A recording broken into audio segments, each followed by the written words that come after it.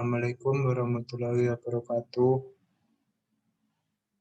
Mohon izin, nama Taruna Krishna Ardi Nugraha, TPU 6 Bravo, untuk menerangkan tugas religion atau sumber hukum Islam menurut Al-Hadis atau Sunnah dan Ijma dan Qiyas.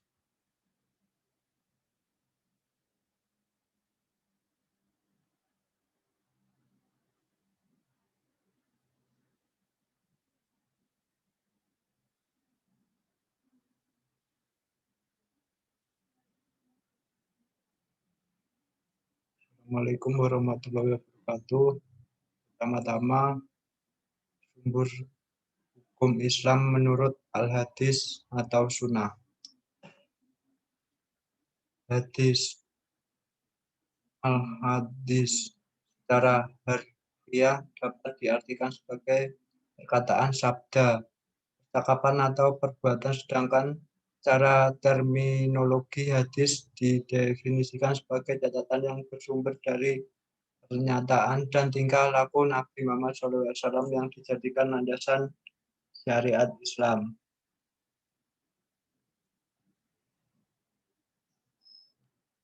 Secara garis besar, hadis mempunyai makna segala perkataan sabda, perbuatan, dan ketetapan lainnya dari Nabi Muhammad SAW yang dijadikan hukum syarat syariat Islam. Selain Al-Quran, ada banyak sekali ulama-ulama ahlul hadis, diantaranya adalah Imam Bukhari, Imam Muslim, Imam Turmudzi, Imam Ahmad, Imam Abu Daud, Imam Ibnu Majah, dan Imam Nasai.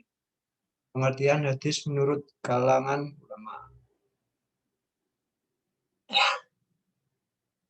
Beberapa ulama memiliki pendapat berbeda terkait dengan pengertian hadis tersebut. Satu, menurut para ahli hadis. Menurut para ahli hadis, hadis merupakan segala perkataan, sabda, perbuatan, hal ihwal atau kejadian, peristiwa, masalah, dan ketetapan lainnya yang disampaikan kepada Nabi Muhammad SAW. Dua, menurut ahli usul fiqh, usuliyun. Pengertian hadis juga dijelaskan oleh ahli usul fiqh, usuliyun. Menurut ahli usul fiqh, hadis adalah segala perkataan, perbuatan, dan ketetapan yang disandarkan kepada Nabi Muhammad SAW yang hanya berhubungan dengan hukum-hukum Islam. Jika menurut jumhur ulama, beberapa ulama berpendapat bahwa hadis adalah segala perkataan, sabda, perbuatan, dan ketetapan lainnya tahrir yang disandarkan kepada Nabi Muhammad SAW, para sahabat, dan para tabi'in. Fungsi hadis sebagai sumber hukum Islam tentunya untuk menjelaskan lebih detail apa yang tidak dijelaskan dalam Al-Quran. Pada dasarnya hadis memiliki fungsi utama sebagai menegaskan, perjelas, dan menguatkan hukum-hukum dan hal lain yang ada di Al-Quran. Para ulama sepakat setiap umat Islam diwajibkan untuk mengikuti perintah yang ada di hadis sahih. Nabi Muhammad SAW bersabda, "Taro kaitu fikum amroi nilan tadilu ma tamasabtum bihi ma kitaballahi wa sunnata rasulihi." Aku telah tinggalkan pada kamu dua perkara. Kamu tidak akan sesat selama berpegang kepada keduanya, yaitu kitab Allah dan sunnah Rasulnya.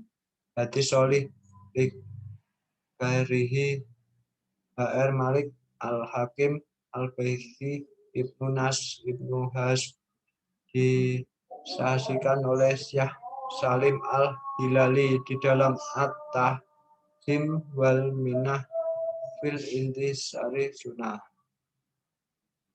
Berikut ini beberapa fungsi hadis sebagai sumber hukum Islam yang perlu kamu pahami. Satu, bayan al-takhrir, memperjelas isi Al-Quran. Fungsi hadis sebagai sumber hukum Islam yang pertama yakni adalah bayan al-takhrir atau memperjelas isi Al-Quran, hadis berfungsi untuk memperjelas isi Al-Quran agar lebih mudah dipahami dan menjadi petunjuk umat manusia dalam menjalankan perintah Allah Subhanahu wa taala. 2. Bayan at-tafsir, menafsirkan isi Al-Quran.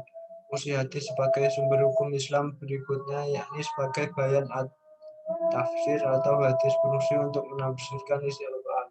3. Bayan at-tasri, memberi kepastian hukum Islam yang tidak terdapat dalam Al-Quran. Fungsi hadis sebagai sumber hukum Islam berikutnya yakni adalah sebagai bayan tasri, yang dimana hadis sebagai pemberi kepastian hukum ajaran Islam yang tidak dijelaskan dalam Al-Quran.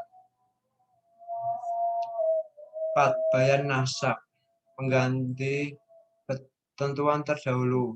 Fungsi hadis sebagai sumber hukum Islam berikutnya yakni sebagai bayan nas atau mengganti ketentuan terdahulu. Secara etimologi, an-nasak memiliki banyak arti, diantara at-takhir, mengubah, al-idbal, batalkan, al-takwil, memindahkan, atau adalah menghilangkan. Sumber hukum Islam menurut ijma dan qiyas. A. Qiyas. Hukum Islam satu ini memiliki arti perluasan dari hukum yang sudah ada. Qiyas sendiri menyamakan suatu peristiwa yang tidak ada hukumnya dalam nas. Letak kedudukannya bahkan lebih lemah daripada ijma. Sebelum memakai hukum qiyas, baiknya melihat dan menyelesaikan permasalahan melalui sumber hukum yang kedudukannya lebih kuat dibandingkan qiyas. Hal ini untuk mengantisipasi mengambil kesalahan dalam bertindak. B. Ijma. Sumber hukum Islam yang ketiga yaitu ijma.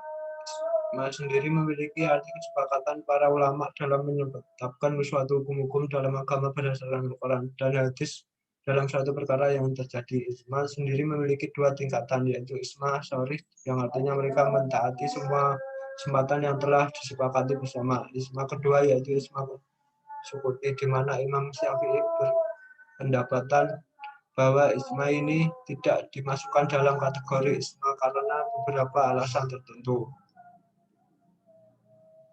Mohon izin, terima kasih, maaf bila ada kesalahan atau ketidakpahaman. Waalaikumsalam warahmatullahi wabarakatuh.